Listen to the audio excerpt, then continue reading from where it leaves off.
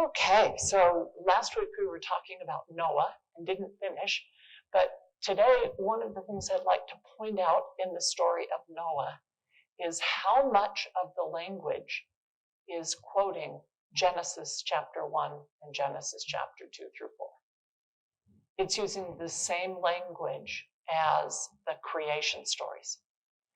And since those are used in the temple, that implies that there might be temple themes in the story of Noah and the ark. And so one thing that you'll notice is in chapter 7, when you get to verse 13,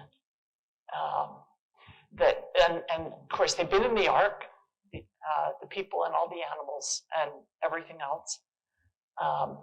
You'll notice, I think this is actually, chapter 7, verses 13 and 14. Watch the order in which they go onto the ark. We have Noah, Shem, Ham, and Japheth, Noah's wife, and the 3 wives of his sons. By the way, there's been a lot of conversation among the rabbis about what Noah's wife's name is. And so in the Middle Ages, when they did the plays, the Corpus Christi plays, and had pageants, Noah's wife had a name. Her name was Uxor, which is the Latin word for wife. So her name is wife. There you go. You kind of have to get the joke. So they went on the ark. They and every beast after his kind, cattle and every creeping thing, and every fowl after his kind, every bird. Did you notice that that's exact reverse order of how they were created in Genesis 1? Watch the order of the language used, because what we're going to actually watch happen is the creation is going to be undone. And we will get back to the primordial chaos, to home, the deep, when that's all there is. Okay? We'll see the same language used in verses 21 and 22, 23. You'll see fowl, cattle, creeping, man. That's in the same order. But again, those are the animals that are created. Then we get everything with the breath of life. See how that's referring back to the creation of Adam, and God breathes into him the breath of life. This one is a little harder to see if you aren't reading the Hebrew. When it says that the waters prevailed, the word there is Gebor, which was the word for the mighty men in the story of the fallen ones, the giants. They were mighty men, men of renown. We talked about those last week as the comparison. And Gebor is the basis for the name Gabriel, if you add God at the end. So this is, who is the mighty man of God? Gabriel, that's Noah. Joseph Smith will teach that Gabriel is Noah's pre-mortal name, and that he then comes, I hope you see the connection with him being overseeing the rebirth of the earth and baptism. He shows up at the birth of John the Baptist, right, to announce his coming and to announce the coming of Jesus Christ. So this word becomes an important signal to us to watch for that particular mighty man of God. So that's, the word prevailed is not the same one that Elder President Nelson has been using in Let God Prevail. That's a different word in the name Israel. It's actually the same name as Sarah. So we'll see her later. Then a new word, kind of, shows up. And that's the word remember. This is going to be a very important word in terms of covenants. President Kimball, I believe it was, said that maybe the most important word, single word in Scripture, is to remember. And of course, it's significant in the sacrament prayers and other places. We've actually seen that before. That's Zachar, which means male. So that showed up in Genesis chapter 1, but not translated or used in the sense of to remember. But we're going to watch this word have some really interesting meanings. So this is chapter 8, verse 1. God remembered Noah. He kept his posterity alive. Now, there's this idea of remembering and posterity will be used repeatedly. So in chapter 9, verse 15, it says, I will remember my covenant. Chapter 9, verse 16, I will remember the everlasting covenant. In Genesis 19, we find with Abraham, speaking of covenants, God remembered Abraham, and in that occasion, he kept Lot alive. Genesis chapter 30, verse 22, God remembered Rachel, and he opened her womb and gave her a son. It was Joseph. So he gave her seed. In 1 Samuel chapter 1, verse 11, God remembers Hannah, and he gave her a son.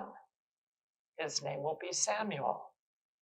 In Exodus chapter 2:24, God heard the groaning of Israel, and he remembered his covenant and brought them out alive. You catching kind of a theme there?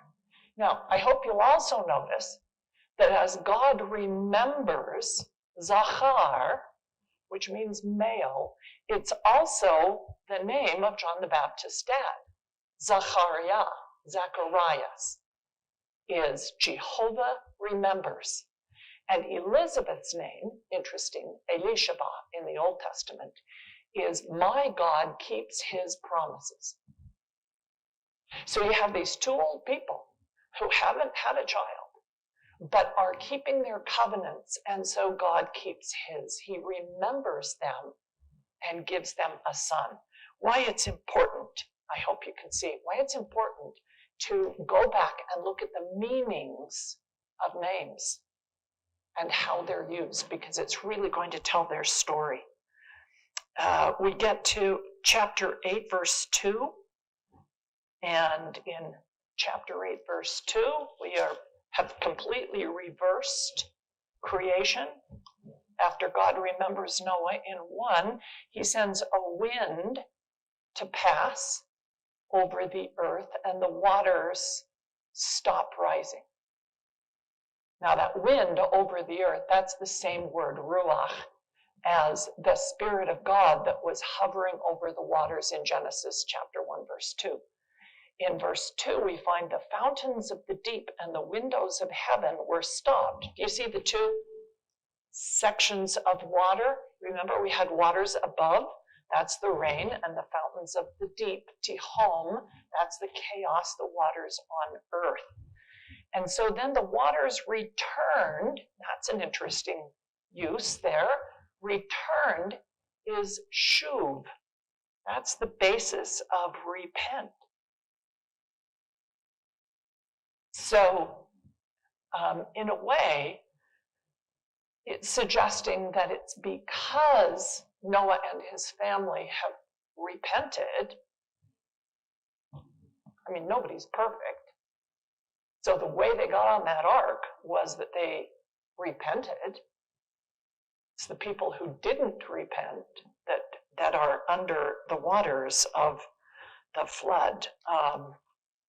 So the water returns back to where it should be, and the dry land appears. And it's at that point that Noah sends out a raven. Now, we haven't talked about ravens before, but we've seen the word before in the Hebrew. The word for raven is oreb, which is the same as the word for evening, and the evening and the morning were the first day. It actually means dusky, and that is the word Arab. Okay?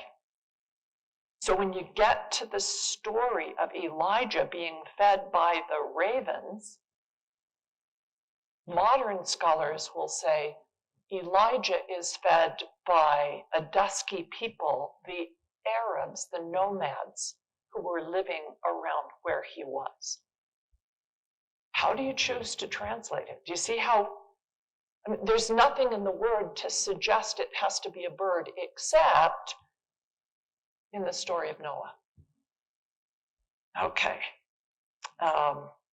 Then we get another bird mentioned, and this one is a first time this word gets used, so I've got it over here in green, because this is all, everything in black is repeating from Genesis 1 through 4.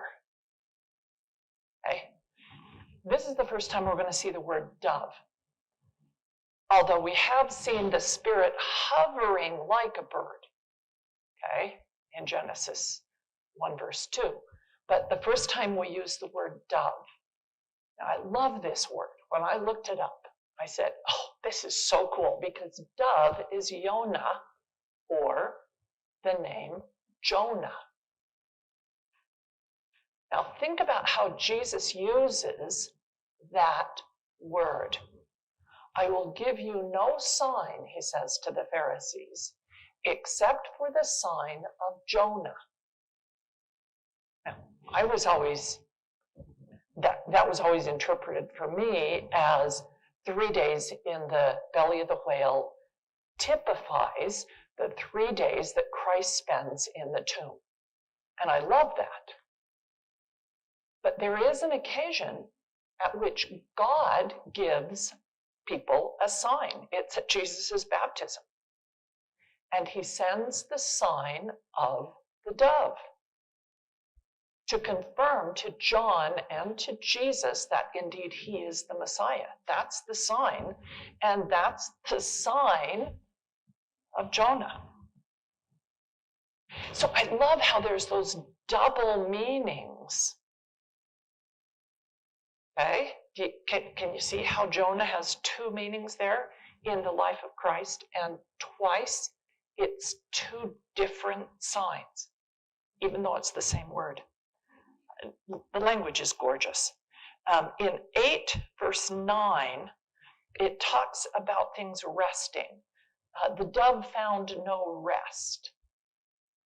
So he comes back to the ark. Because you can find rest on the ark. Rest is Noah. And he finds no rest off the ark. But he will find rest on the ark with Noah. Chapter 8, verse 11. Okay, he stays yet another 7 days, the dove, and he sends the dove out again.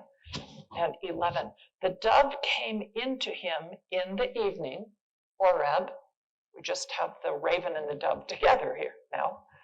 And lo, in her mouth was an olive leaf plucked off.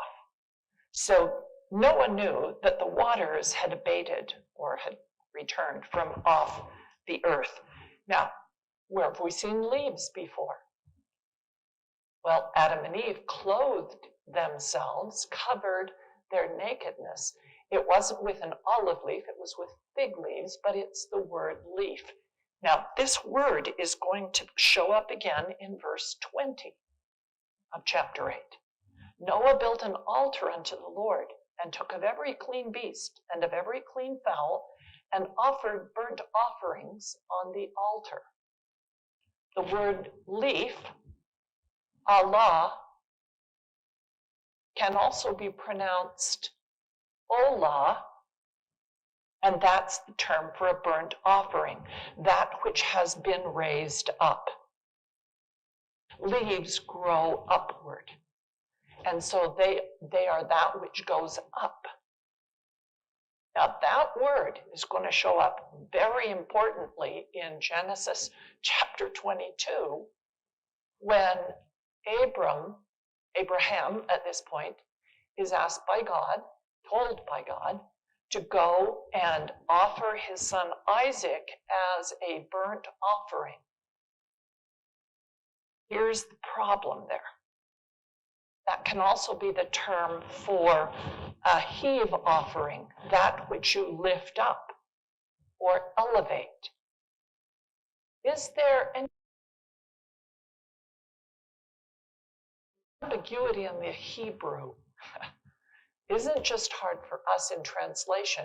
It probably was also hard for the people that the stories are written about. Ambiguity, a very important part.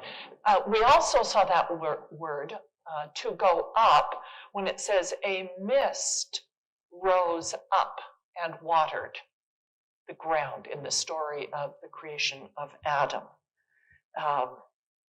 So when we get to verse 17, we find, bring forth with thee every living thing of all flesh, fowl, cattle, creeping things, that they may breed. And then it mentions Noah and his sons and his wife and his sons' wives. That's the exact order that we saw those terms in the story of Genesis chapter 1. Fish and fowl, land animals and creeping things, males and females. So we have a new creation, and they're coming off the ark and build the first altar. This is the first time the word altar has been used. Now, you want to stop and say, oh, wait a minute. We know there had to be an altar before, because Cain and Abel offered offerings, and you can only do that on an altar, but it doesn't say they built one. And we can also assume, and this is of course backed up by the book of Moses, that Adam and Eve built an altar and taught their sons to give offerings. And that's the exact thinking of the rabbis, by the way. This is a piece of midrash. Now, my son keeps telling me, Mom, you have to point out when you say something that's midrash because people think it's scripture. Okay, midrash, and the word drash actually is going to get used in this chapter, which means to seek, to look for. It's like the rabbis are saying, when did Noah learn to build an altar? When did that start? See how they're asking questions? Ask, seek, that's drash. Knock, that's what you're supposed to do with the scriptures. And so when you ask those questions, what you get out of it is midrash. Now, usually it's made up stories. Okay? You don't have to believe any of the midrash. But I find it interesting as a window into the minds of ancient people. How did they interpret these same stories 2,000 years ago? Or even earlier? Because you see a book like the Book of Jubilees that was written 150 BC. It's really just a midrash on the Old Testament. Very interesting to go back and see how someone 150 years before the time of Christ was interpreting these old stories. So here's the midrash. This is the place where Adam was created. The place that Noah is going to build his altar is the very piece of ground where God had scraped up some dirt together and made man. It is the spot upon which Adam and Eve built their altar, which was then used by Cain and Abel.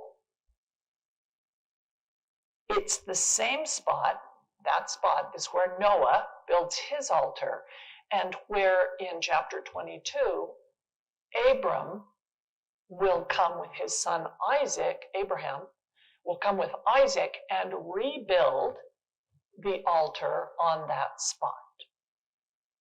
And that spot is sometimes called the place, which I will show you, and it is on the Temple Mount. It is the spot that is the where the rock, the bedrock, breaks through the soil, and is called in the book of 2 Samuel the threshing floor of Araunah the Jebusite. Now, David is the first guy, Israelite, to take the city of Jerusalem and make it his headquarters.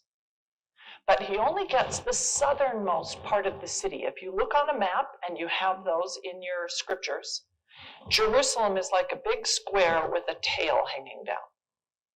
And that tail is the mountain ridge. And out of that ridge flows a stream, the Gihon, which Hezekiah will later reverse the direction and take that water up to the temple, which is built on the square piece of Jerusalem north of the city of David. And David used the threshing floor of Araunah the Jebusite as where he put the ark. I really like this idea. What is a threshing floor for? It's where you separate the wheat from the chaff. There's a constant breeze blowing that blows, when you're on the top of a mountain, that blows away the chaff, and the stone base is clean. You can sweep the stone clean, and so when the grain falls to the ground, it's not falling into dirt. It's falling onto stone. It's a great place to thresh grain. And so that's where all these altars are going to be built, is on that threshing floor. In Jewish Midrash, it's known as Eben Shetia, or the foundation stone. And this is the stone that is covered right now by the shrine, the Dome of the Rock. And if you go home and pull up images of the Dome of the Rock, they have photographs of what the stone looks like today. People have been chopping pieces off of it for thousands of years and taking them home. So it's rather misshapen at this point, but that's the rock that all of these altars were built on. It's also the spot in Midrash where Adam is buried. If you follow that mountain range from the city of David, which is in the south, up to the north where the temple is built, and continue up that mountain range, you will arrive at a place called Golgotha. And so it becomes the altar upon which the Son of God is offered on that same mountain range. And when you see medieval depictions of Christ on the cross, and they talk about the place of the skull, they'll have Christ on a cross and a skull at the base of the cross. It's only in the 1800s that we interpreted that the place of the skull means the way the wind and rain has eroded the face of a cliff into the face of a skull. The skull that they were talking about in the Middle Ages is Adam's skull, because that's where he's buried.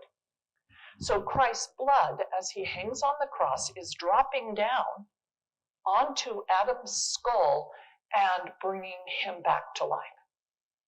As in Adam all die, even so in Christ shall all be made alive.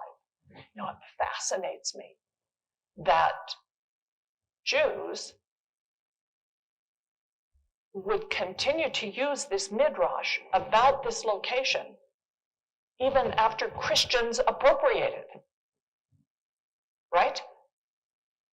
And so that location really is holy to all of the people of the book. There are Muslims who believe it was Ishmael who was offered instead of Isaac, although in the Quran it just says Abraham's son.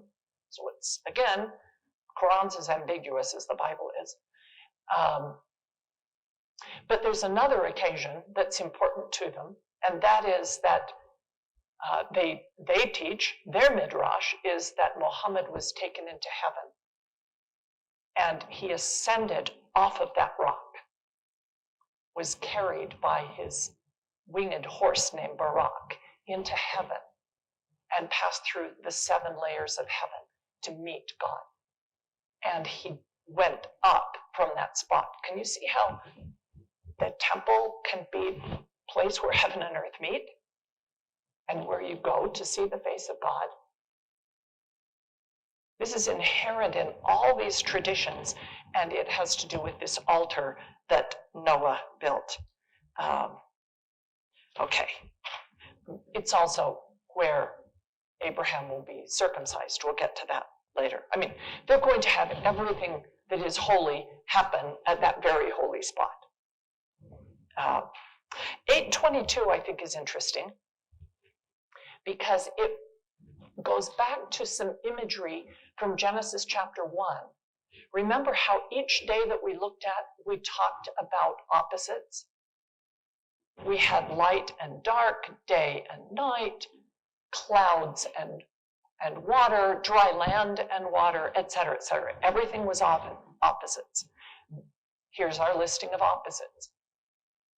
While the earth remaineth, seed time and harvest, cold and heat, summer and winter, day and night shall not cease. So God says, okay, you know how when I created the world and I did it with opposites, we're back to that, and all of those are going to continue to exist. I'm not going to flood the whole earth and go back to the chaos of Genesis chapter 1, verse 2 again. Okay, let's see. Where this takes us to then is after Noah's off the ark, God makes additional promises. And this is the beginning of covenant language. And I mean specific covenant language. So I have written the terms that are used in covenant language in red on the board. So that's what's in red over here, are the words that you will find used over and over and over in the Old Testament as it's speaking of covenants. So the very first word is God blessed. And blessing is the major point of the covenant, right? Think of the Abrahamic covenant. I will bless you, and I will bless your seed, and through you shall all the earth be blessed. And the whole point is blessings, and that's as contrasted with what we saw back in the Adam and Eve story, curses. And curse is a covenant word. We're going to see it in 9:11. Chapter 9, verse 11, not the word curse, but I will establish my covenant with you. Neither shall all flesh be cut off anymore. You are cut off. That's because you've broken your covenants, and that's the curse. Cut off. If you are righteous, you will prosper in the land, says the Book of Mormon. You'll be blessed. If you are wicked, you will be cut off. Okay. And that language of cutting is the language of covenant. We'll see a lot more of that in Genesis chapter 15 with Abraham and the covenant. But that word to cut off is karat. And every time, well, almost like 98% of the time that you read in Scripture, God made a covenant. Or David and Jonathan made a covenant. That word is karat. They don't make a covenant, they cut a covenant. Next week we'll get into the details of that. So, other words of the covenant include these: be fruitful and multiply and replenish the earth. And I hope that you'll recognize that most of these covenant words continue to be the words we use as we covenant today, particularly as we covenant in the temple, because this in Jewish Midrash is taking place where the temple will later be built, right? Multiply and replenish. By the way, where it says children, sons, God bless Noah and his sons. That's the word there is b'nai, and ben is son, b'nai is your sons, plural. But you need to recognize that that is the exact same word that will get translated as children of Israel, b'nai Yisrael. So it's Noah and his children. We don't know if he had daughters. The women just don't get mentioned, right? We don't have the names of any of these 4 women. But we are there. Okay? There are women in the text, and there are women in these words. In verse 2, you'll notice beasts, fowl, creeping things, and fish. That's the first time we mentioned fish. That's because there weren't fish on the ark. You didn't have to take them on the ark. They're okay in a flood, right? But now he's talking about those are going to be meat for you. That's food. This is the beginning of using animals as food. It makes me wonder how we should be reading Doctrine and Covenants 49 and D&C 89 in terms of how we use meat for food, because it's given to us in a covenant context. When you think about one way that we make and renew our covenants, we are in effect eating meat. I mean, we're not, because we don't have animal sacrifice. But every time that an Israelite would go to the tabernacle or temple to receive forgiveness of sins, they would, 4 pieces of the animal get burned as an offering. The rest of the animal, they give a piece to the priest who helped them. They take the rest back to their tent and rejoice with their family. They eat the rest of the meat. It's the only time in the year you're eating red meat. For a long time in the house of Israel, and Israelites back to Jacob, before that, Hebrews, the only place you were allowed to kill animals was offering them in sacrifice, and then you eat them. That is true in most of the ancient world, that the temples to the various gods in Egypt, in Babylon, wherever, in Canaan, the temples became like a butcher shop. And that's where you would go and buy some meat. If you didn't need to make an offering, if you felt like eating meat, you could go there and they had meat that they would sell and use the proceeds to help run their temple. Which is the issue that Paul gets into. Should you eat meats offered to other gods? He says, meat's just meat.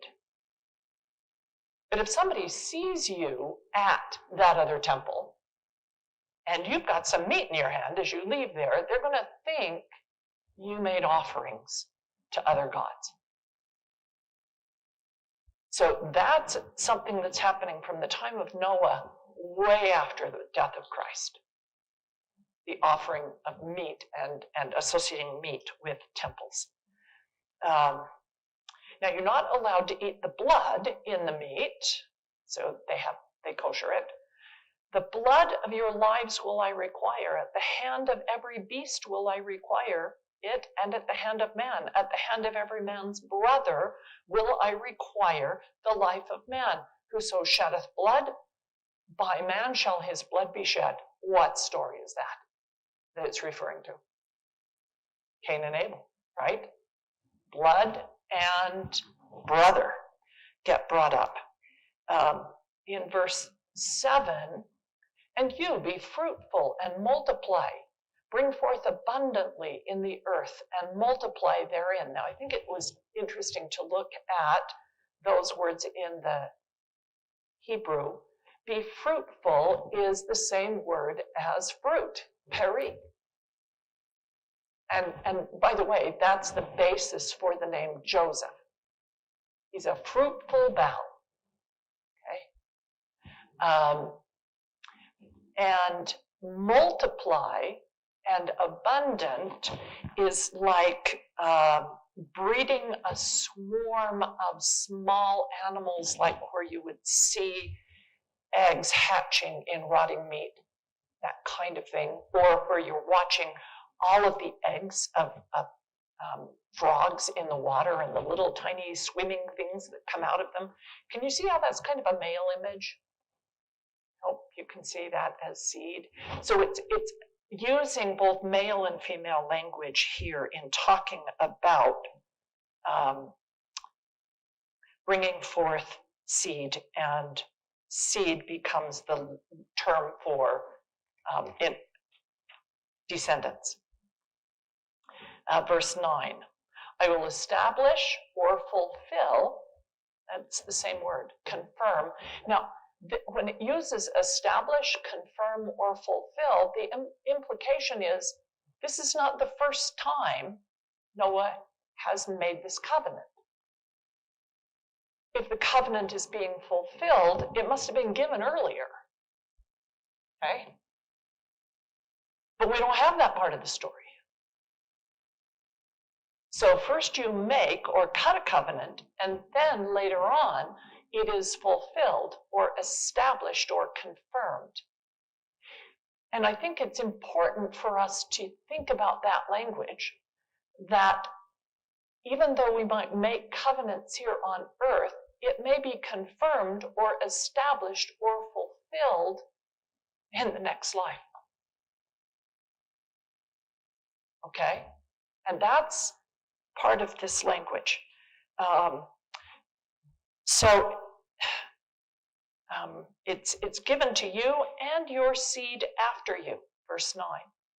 So this is a covenant that is given in the context of family and is intended to be handed down from parent to child.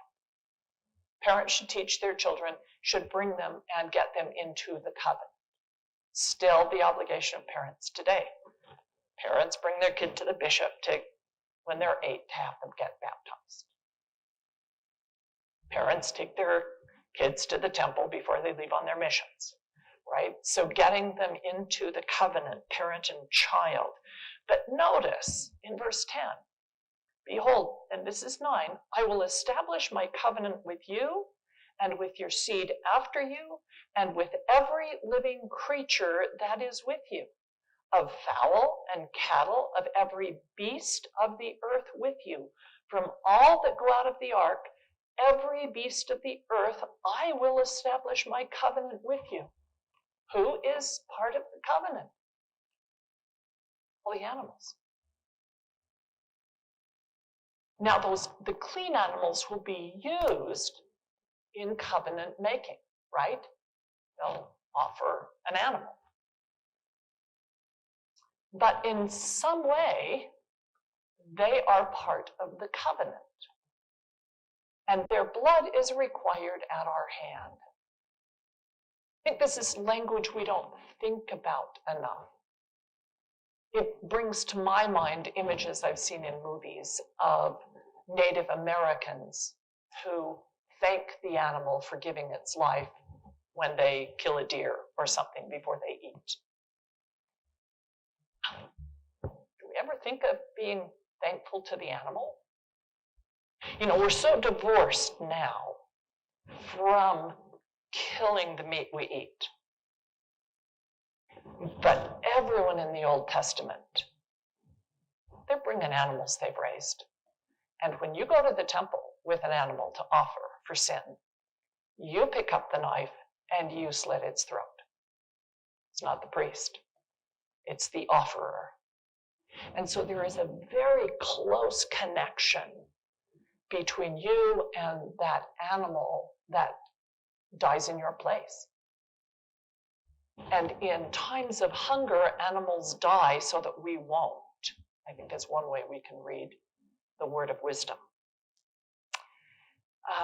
And so, verse 11, I will fulfill the covenant that you might not all be cut off.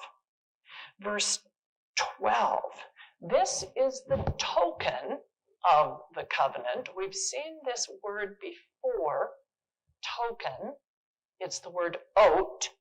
It's spelled aleph, vav, tav. That's the same word as the sun and the moon and the stars are given for signs. That's ot. So token or sign, same word.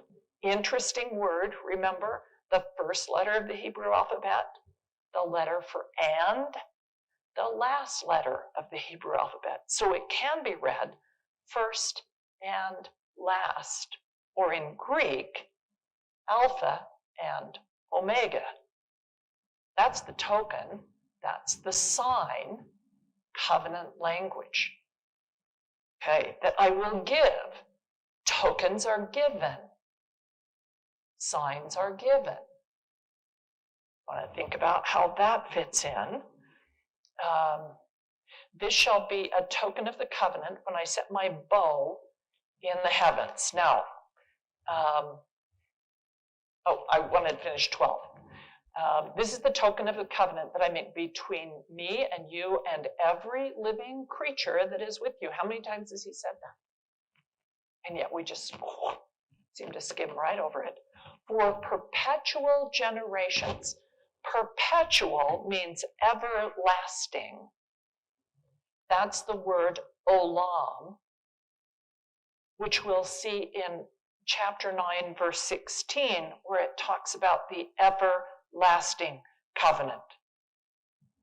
It's used here twice, perpetual and everlasting covenant. And the word for covenant, on there right here, is berit. So it's now that gets shortened in modern Hebrew to Brit or bris. Bris is the Yiddish word for circumcision. It means when a boy is put under covenant, right? That's his Brit. There is an organization called B'nai Brit, which is Sons of the Covenant. It's an organization of Jewish people who do good works. And so when you talk about the covenant, it's the Brit Olam. And Olam doesn't just mean perpetual or everlasting. It is also the Hebrew word for planet, solar system, universe, all of it. So what is included in this covenant? Okay. The language seems to suggest that everything that God created in Genesis 1, which includes the sun and the moon and the stars, and now that we have the James Webb telescope, we're going to get to see more than we've ever seen before of how many of those everlasting, innumerable planets and stars there are out there. All of that is a part of this same covenant. And there are those who suggest that it is the covenant that holds it all together. Because you'll notice all things God created in chapter 1 obey him. Think of the laws of physics. You can't disobey the laws of physics. Okay? It's not a choice you can make whether you want to have gravity work or not. But then along comes mankind, human beings, and we are given agency. And there's some wonderful midrash where the animals and the planets and the stars object to letting man into this covenant, because he's not going to keep it. From the very first one who got it, Adam and Eve, they broke it. And the reality is, so does everyone else, right? And so in this midrash, God talking to the planets, and you can see this is made up, right? Says, it's okay. A sacrifice will be made to cover their sins. You'll be okay. You just keep obeying the covenant. The new and everlasting covenant. Now, verse 13, I will set my bow in the cloud, and it will be a token of the covenant between me and earth, and you'll always see a rainbow. Well, that's not what the word means. The word bow is actually keshet, and it means the weapon, bow and arrow, okay?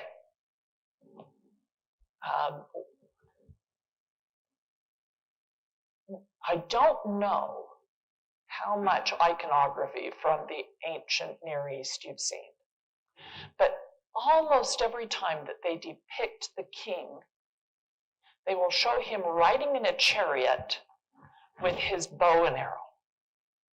And that's the king. And it is a type of the weather god like Baal, who is depicted riding in a chariot with a bow and arrows. And the arrow is lightning. He's shooting bolts of lightning. I don't know if you've read the Percy Jackson stuff, but this is also the iconography of the Greek and Roman gods. And so the image is that this God who controls the weather can use it to kill you with flood or bless you with rain. And when you can see a rainbow, what does that mean? It means you've had clouds and moisture in the air. You only get a rainbow when you have sufficient water vapor in the air to split the light and make that rainbow. And so it's that God is keeping the covenant to give you rain in season. But he's actually hanging up the weapon. And as long as it's hanging up there, you know he's not going to use it against you personally and kill you with that bow and arrow. The cloud, Anan, will become a symbol through all the rest of the Old Testament for the presence of Jehovah. A pillar of cloud by day, a pillar of fire by night. So when you see his cloud, you know it's Jehovah, and if he's hung up his bow, you know Jehovah's not going to kill you. That's the metaphor here as a token. Verse 14, and it shall come to pass when I bring a cloud over the earth, my bow will be seen in the cloud, and I will remember the covenant with all of you. I'll remember it. I won't kill you all. So how is water? Water is used in this story as destructive for those who have not kept their covenants or wouldn't make them, right? Noah's out preaching for 300 years, and those that accepted are saved, and those that didn't accept, they die in the flood. So how is water used in covenant making in our day? Can you see baptism? It means death and rebirth as a new man. Or drinking the water, the living water of sacrament. So the idea of the water being used in covenant making to bless or to curse is still valid for us. In verse 19, we kind of get a switch, 18 and 19. And now we're going to focus on the sons of Noah, Shem, Ham, and Japheth. Shem means name. Ham means hot, as opposed to cold, hot. And Japheth means fair or beautiful.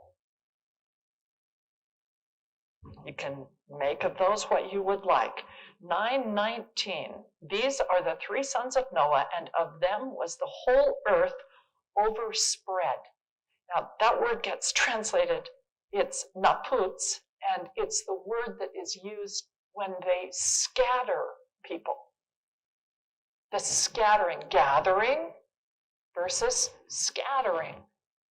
Using that word here means it's not a great thing that everyone has scattered over the face of the earth. And then in the next chapter, in chapter 11, we'll get the story of the Tower of Babel and how these sons end up two chapters later. But that's the word used for the scattering of Israel is in this verse. Verse 20, Noah began to be a husbandman. The Hebrew is ish, which is man. That's from the sentence. She is woman, for she came out of man. She is Isha. Eve is Isha because she came out of Ish. So this is language used by Adam. Ish, Adamah, man of the ground. Well, that's not describing Adam, right? He's the husbandman in the garden. And he planted a vineyard. Remember, vineyard and orchard, same thing. A vine is a tree in Hebrew thought. He plants, which of course God planted an orchard, a garden. Now we have Noah planting a garden. He drank of the wine and was drunk and uncovered. And Ham saw his nakedness. Now, who, instead of drinking the fruit, eats the fruit and notices that they're naked? You see, this is the story of Adam and Eve. Noah just reenacted that moment of drinking the bitter cup and being naked. So we're continuing with the story, right? It's a little subtle, but I hope you catch it. There's some interesting places like Lamentations. How often do you read in Lamentations? Right? Lamentations and Habakkuk. Habakkuk, this is Habakkuk chapter 2, verse 15. Woe unto him that giveth his neighbor drink, and putteth thy bottle to him, that maketh him drunken, that thou mayest look upon their nakedness. See how that's a quotation or referring back to Noah there? Here's Lamentation connecting drinking. Lamentation number 4, verse 21. The cup also shall pass through unto thee. Thou shalt be drunken and shalt make thyself naked. And you think of Christ taking the bitter cup and then is naked, literally, when the Romans take him and beat him and hang him on the cross. As he reenacts at the same location, right? If Noah is offering on the altar and he's right there near Jerusalem, that's the Midrash, Jesus comes and drinks the bitter cup and then becomes naked. And that's important for us to see how fully Jesus fulfills the typology and is able to reverse the curse on Adam and Eve as he takes upon him the curse and the sins. Okay, now nakedness is an interesting thing to look at in the Old Testament. I'm sure it's one you've all paid a lot of attention to. Nakedness is usually associated with captivity and slavery. And I think you can then see how being captive to the drink, alcoholism, is a kind of captivity. And it may not be literal nakedness, but you certainly are not clothed in the garments of the priesthood and protected by them if you're an alcoholic, right, who is still drinking. Question, comment?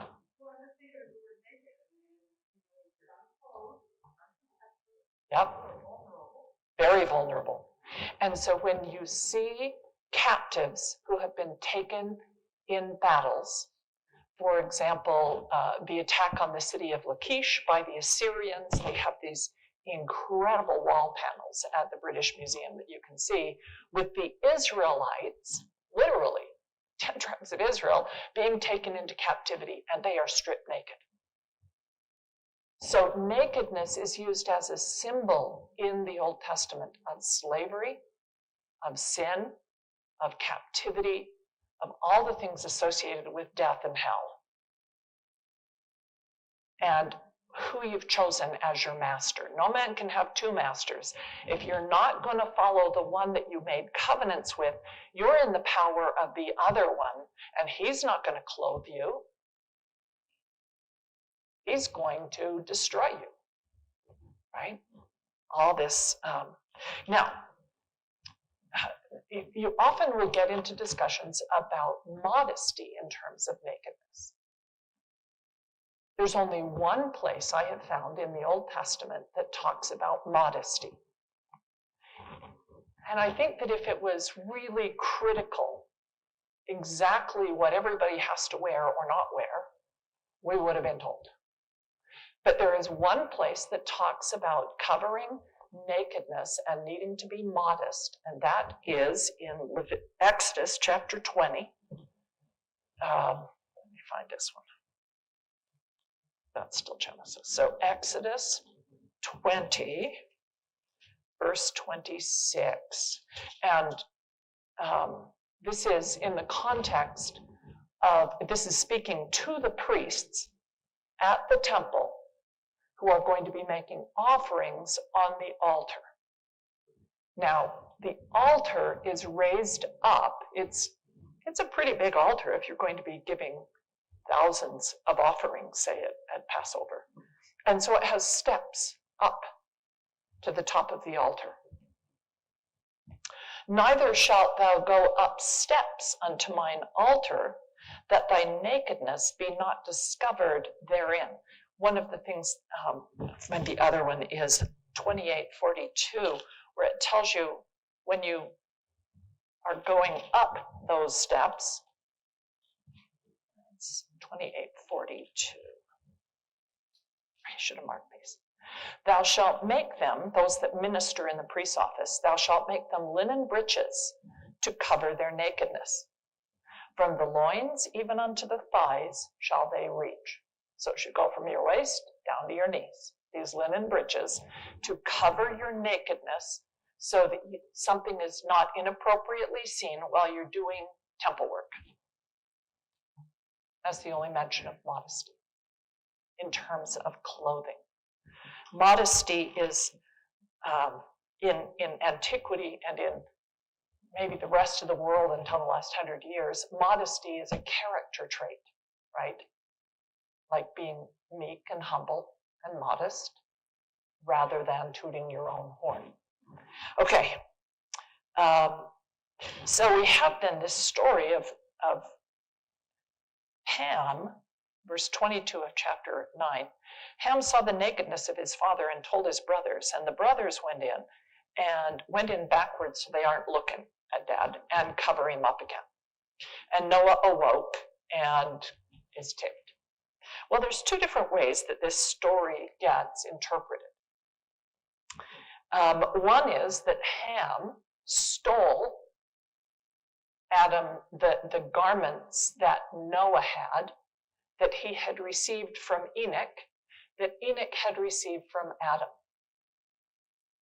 So this would be the clothing given to Adam and Eve as they left the garden.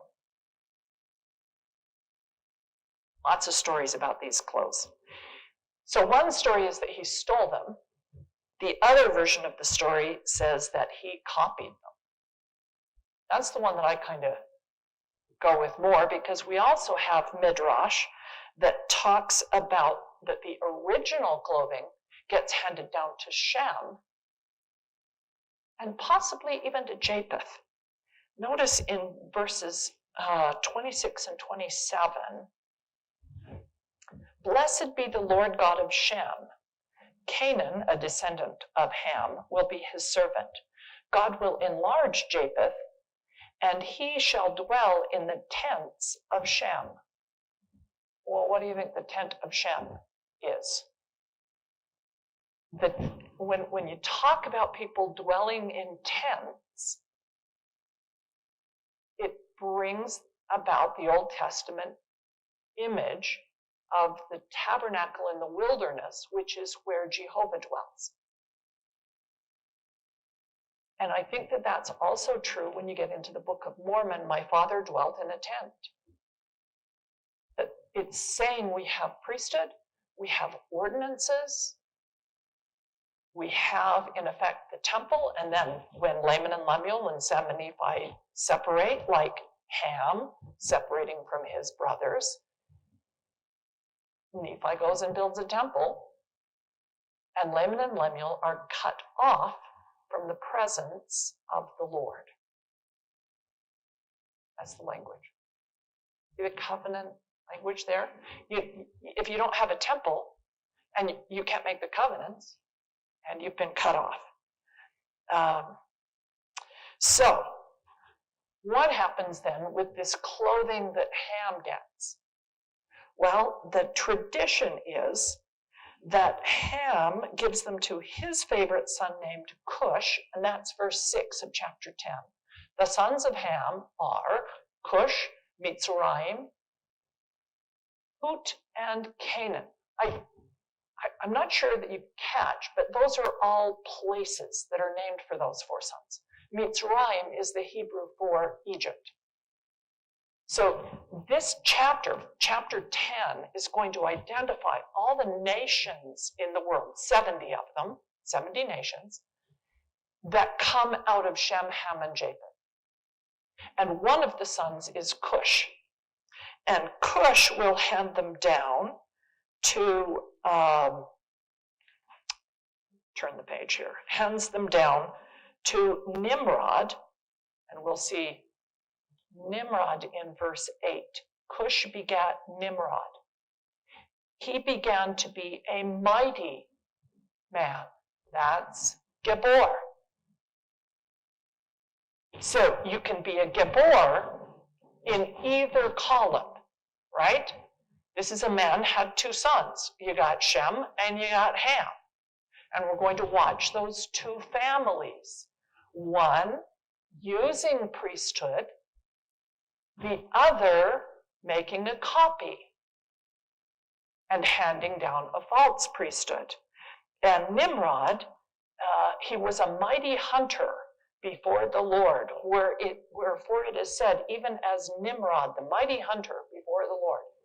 What does that mean? The Midrash will interpret it as Nimrod puts on Adam's clothes. The animals recognize Adam. He met them in the garden. He named them. His clothing is associated with the Garden of Eden by the animals.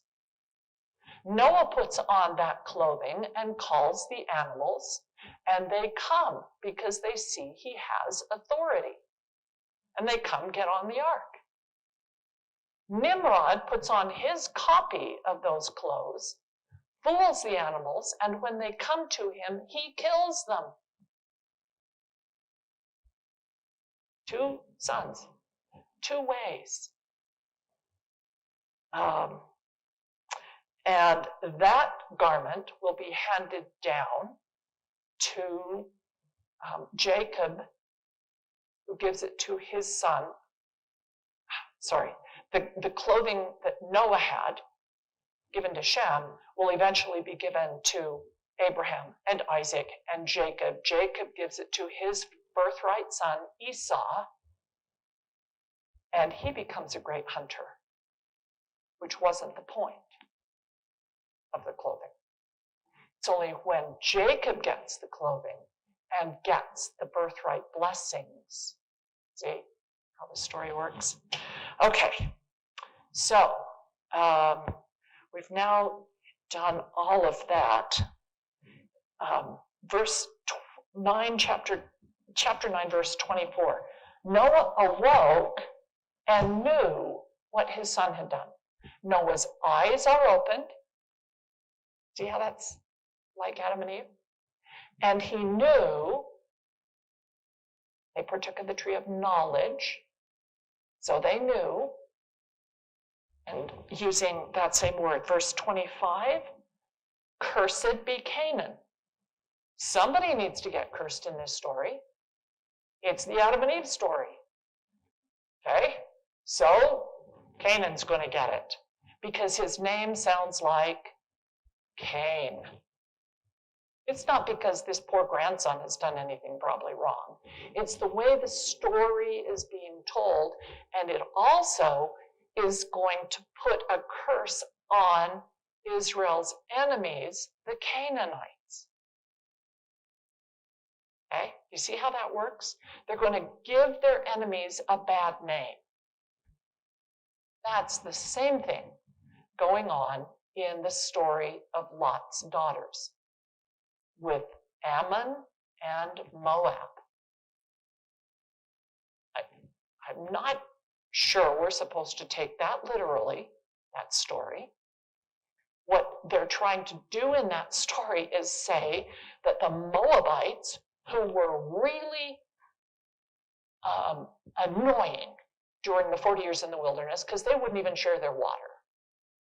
And so the decision is made, no Moabite man is going to be allowed to convert. That's pretty cut off. Okay? And the people of Ammon are just as bad. And Moab is down there on the, oh, well, I happen to have a map. I knew I would not have time to draw this, so I just did it ahead of time. Right here where the word Beersheba is, that's Moab, and this is Ammon. And so as the Israelites come out of Egypt, they pass through Moab and Ammon and are not treated well. Now you have to say, if you've been to Jordan, you know the place is just sand and rocks, and water is scarce. And if there's 3 million Israelites, which is what the numbers seem to suggest in the text, that's more water than you have in your well. That's going to drop that water table so low, we're going to starve ourselves. So there's reasons why Moab and Ammon are making the decisions they are, but still, Israelites. Now, Moabite women are allowed to convert. We know that because Ruth is a Moabite and is one of the ancestors of David. Okay, so verse 9:25, he will be cursed and have to serve his brethren. Bring in the whole word of Cain, Canaan, brother, cursing, etc. Okay, that takes us to Chapter 10, I've already mentioned these are the 70 nations that come from the 3 brothers, Shem, Ham, and Japheth. The descendants of Shem are known as Semites. That's the same word. The descendants of Ham seem to be North Africa and over a little bit into the Arab countries. And Japheth seems to be the Arab nations and farther east into like India. That's the whole known world at the time. And 70 will be the number associated with all the nations of the earth through the rest of the books of Scripture. So when somebody sends out 70 to preach the gospel, Jesus does that, right? Who are they preaching to? Every nation, kindred, tongue, and people. And that's where we get the term of 70, is from this chapter. Chapter 11, we've already talked about the Tower of Babel as two different kinds of temples, one built out of stone on a rock, Eben Shetia, where the altar is, the other built out of clay on sand. Now, people. And you have mighty men at each one, but which one are you going to go to? And then it introduces a genealogy. Shem, in verse 10, these are the births of Shem, and it goes down through his descendants down to Nahor. Verse 24, Nahor lived 29 years and begat Terah. And Nahor lived, after he begat Terah, this length of time. And Terah begat Abram, Nahor, and Haran. So, the Nahor in the story, one of Abram's brothers, is named for grandpa. So here's the genealogy that it's going to give us for getting to Abraham, or Abram. So we have Terah, the son of Nahor. There's Terah, and Terah has 3 sons. And Haran died before his father in the land of the Ur of the Chaldees. Now, this is one of the first problems we have with this text in this little pericope here. Chaldea means Babylon. And Babylon doesn't exist at the time of Abraham. Okay? It's a nation that will be founded later. And the Neo-Babylon, when it gets recreated, is 600. Something's gone with the sound. Is this working anymore? I'm getting it up. The camera's not up. Okay. I'll just talk loud. Okay. So, Babylon doesn't exist yet. So if we're going to talk about Babylon, which is over here, that's great, but it doesn't exist yet. And we're going to talk about Nineveh and Assyria. They don't exist yet either.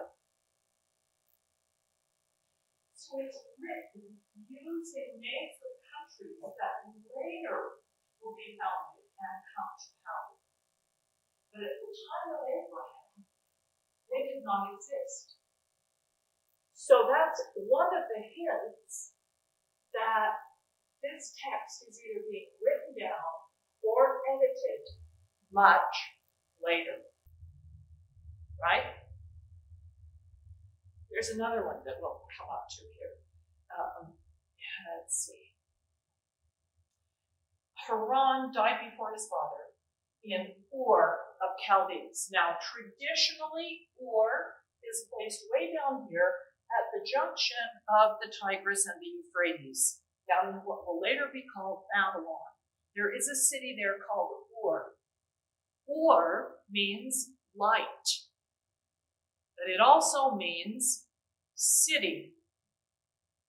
Because when you're looking across a plain in the desert and you see some lights in the distance, that's where a city is.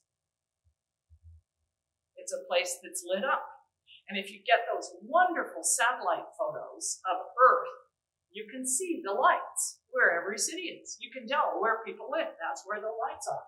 But if the town is named city or town, it could be anywhere. It's not something we really want to argue over, okay? But it says that they're going to leave, so that's where Haran dies. Abram then leaves home with his father Terah and his brother Nahor, and they go and found a city called Haran after the brother who died. And Haran is believed to be in what is kind of the south of Turkey, right between the Tigris and Euphrates rivers. Yes? Abraham's father kind of have that, like, In the book of Abraham, yes. Not in the book of Genesis. Okay? So, how do we deal with that? Does his father repent and go with him? We don't know. What we do know is we never hear about his dad again after the city of Haran. Okay? Abram and Nahor took wives. The name of Sarah's wife was, Abram's wife was Sarai, and the name of Nahor's wife, Milcah, the daughter of Haran, the father of Milcah, and the father of Iscah. And the Jews will say Iscah is another name for Sarai, that both Sarai, and Milcah are the daughters of Haran who has died, and their uncles take those girls as wives to give them a name and a place, because their dad's dead. And this uncle marrying his niece is the pattern through the whole family. Dod is the Hebrew word for uncle. It is also the name David, because the O in the middle can be either an O or a V. You get to, it's random. So David is Dod, and that means beloved. That's who you marry, is the one you love. And that's your uncle, the beloved. Okay? Weird in our society how they were doing it. Okay? But Sarai was barren. And so Terah took Abram his son, and Lot, I should have put Lot in here. Lot is the brother of Sarah and the brother of Milcah. So is now going to be Abram's brother. Okay, it's his nephew, but he's going to be called his brother because a man had two sons, and we're going to watch Abram's choices and Lot's choices. So, of course, it's got to be in the column for the two brothers. So the language, in the same way, we're going to see Sarai referred to as a sister. Okay? Close relatives. It's just something they're going to do. Now, in chapter 14, okay, so now we're going to watch as Abram and his whole family, they leave Ur, they go to Haran, and then when they get to Haran, the Lord, Jehovah, speaks to Abram and says, leave. And chapter 12 begins with the word in Hebrew, lech lecha. And that's the same word twice, intensified. And it gets translated as something like, get up and go. Going, go. Leave here, walk away. And that is going to be, it's the same term used for Abram walked with God. And Enoch walked with God. And he's saying, walk. And you need to leave this place and go somewhere else. Have you noticed? Okay. So if they're in Ur, and they go to Haran, and then they come down here to Shechem, and then Bethel, and Ai, and Hebron, and Beersheba, and Egypt, what direction is Abram going? He's going west. Can you see that he has turned around from the wickedness in Ur, and he is headed west? And in Ur, farthest east, is where his father wants to put him on an altar. Here the whole family is together and things are great except one brother dies. And then Abram is told, come, walk with me, and he heads into the promised land. Okay? Now there's another pattern that we're going to see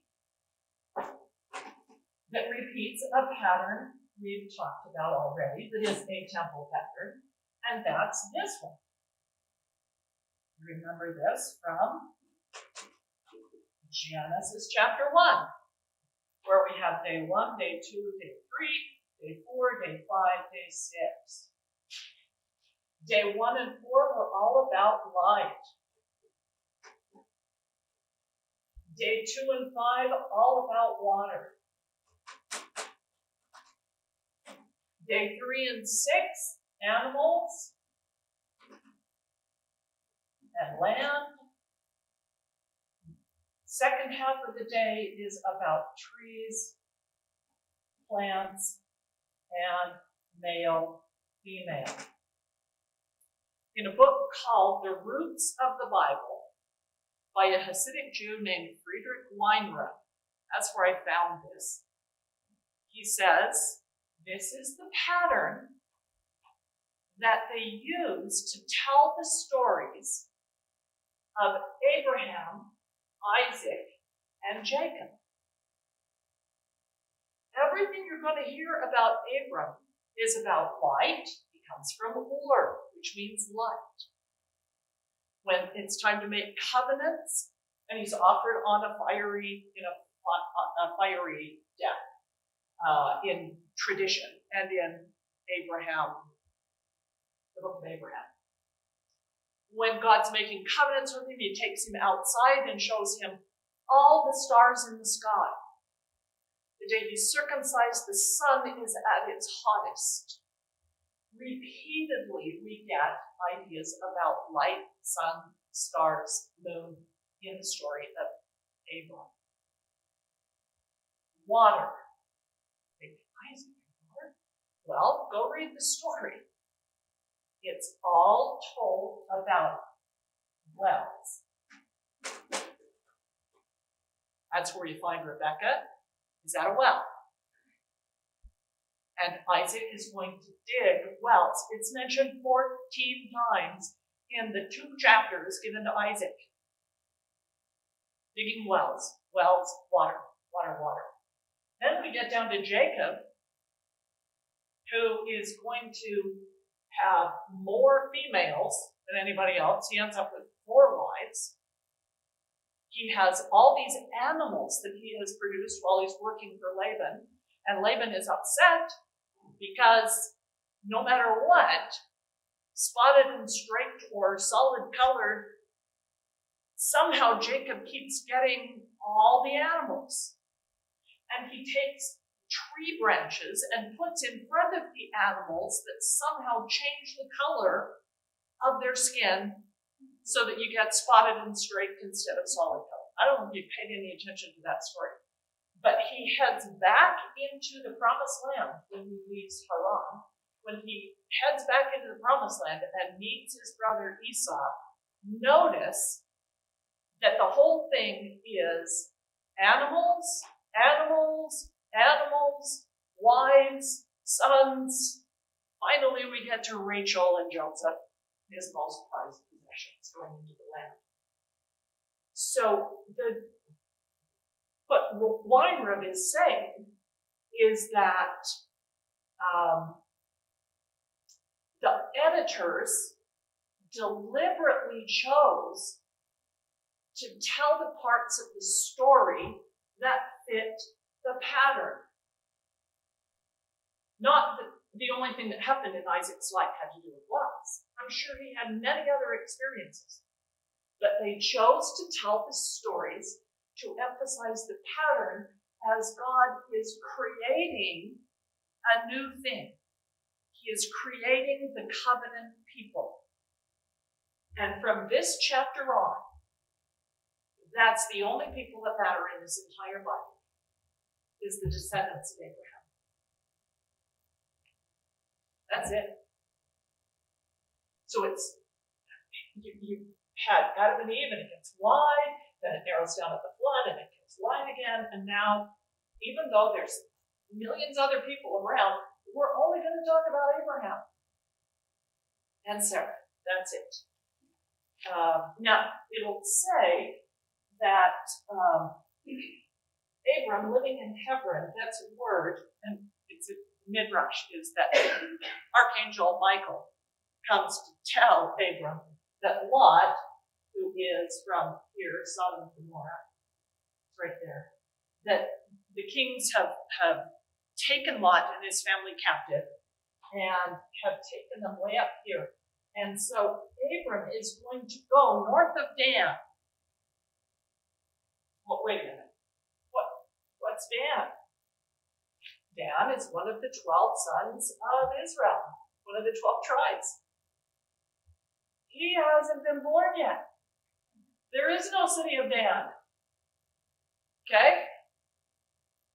Stopping and paying attention helps you to see editing. The definition of what is the promised land will be from Dan to Beersheba.